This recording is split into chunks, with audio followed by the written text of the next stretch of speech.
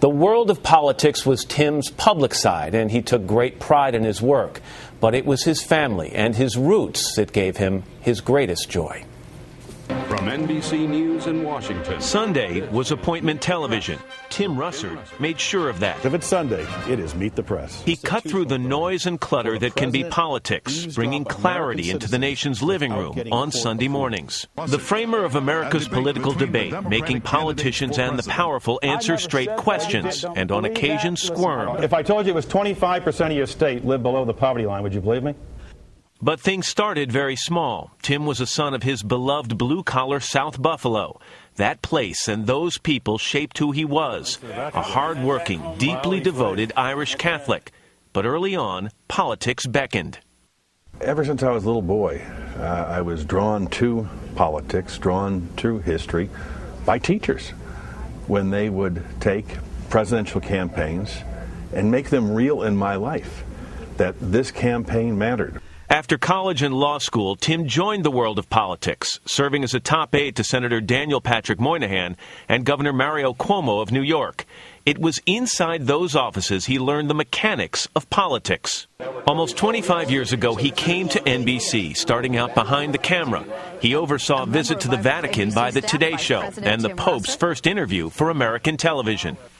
Then in 1991, he jumped in front of the camera as the moderator of TV's longest-running show. This is Meet the Press with Tim Russert. His success was unmatched, but it took hard work, long hours of preparation, and some helpful advice from his father. Pretend you're talking to me. Get out of that Washington jungle, that language, that alphabet. He quickly developed a reputation for being tough but fair. His keen intellect and insatiable desire to get the facts right made him stand above the rest and made his show the place to be on Sunday morning. You have said that part of your $400 billion deficit I have also told your program is $180 billion. Yes, may I finish? May I finish? It was a simple question. Well, you've already finished. Go and finish again. It's your program. You can do anything you want to with it. Filegate, Travelgate, Whitewater. What's wrong with those as legitimate issues? Look at all this Whitewater stuff. What's come out of it? Absolutely nothing. Do you believe the war in Iraq is a war of choice or a war of necessity? It's a war of necessity. You'll never run. You know, Tim, I have no intention of running for president. But that's no intention. Either I will never run or I might run. You know, your good friend and mine, James Carville, told me, Tim will ask you this 900 different ways. Senator John McCain, thanks for joining us and sharing your views. I haven't had so much fun since my last interrogation. He was a lawyer by training, but took his job as a journalist seriously, never injecting himself or his views into his show. To him, the show was the star. I view Meet the Press as a national treasure, and I'm the temporary custodian. He guided us in some of our most difficult moments as a nation. There is, in my experience in Washington, unprecedented anger here, but no one knows how or where to channel it. His keen insight into politics gave him almost a sixth sense, like in this Today Show appearance just before the 2000 election. Florida, Florida, Florida. I honestly believe, Matt, as goes Florida, will go the nation. If I'm mistaken, I'll be the first to admit it, but I think that is the critical state. That same election led to perhaps the most defining moment of his career. Instead of fancy graphics and maps, he turned to a simple dry erase board to explain the complicated math of the Electoral College. Florida, Florida, Florida. It became a trademark and now resides in a Washington museum. If politics were his meat and potatoes, he treated presidential elections like a feast to be savored.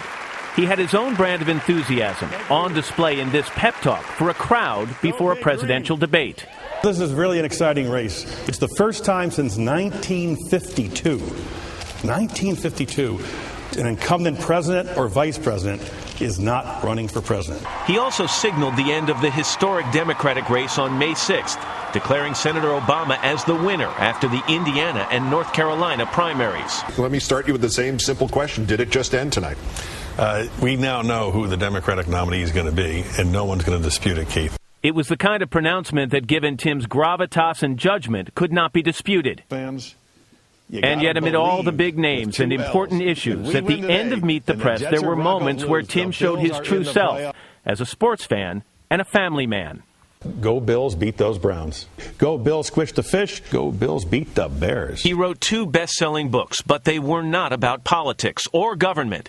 They were about something that mattered to him more than anything: family, and his relationship with his father, Big Russ. I think deep inside of all of us was this burning appreciation and devotion and love for a father, particularly the sacrifice and hard work that they had given us. Family mattered above all else, with his wife Maureen Orth, an accomplished journalist, and his son Luke, who just weeks ago graduated from Boston College. Tim was a happy dad. Young Luke set to graduate from Boston College. Congratulations, Tim. I'm very proud to be his dad. He had just returned from a family vacation in Italy that was celebrating his son's graduation when he collapsed in the NBC News Washington bureau and died on Friday, just 2 days before Father's Day.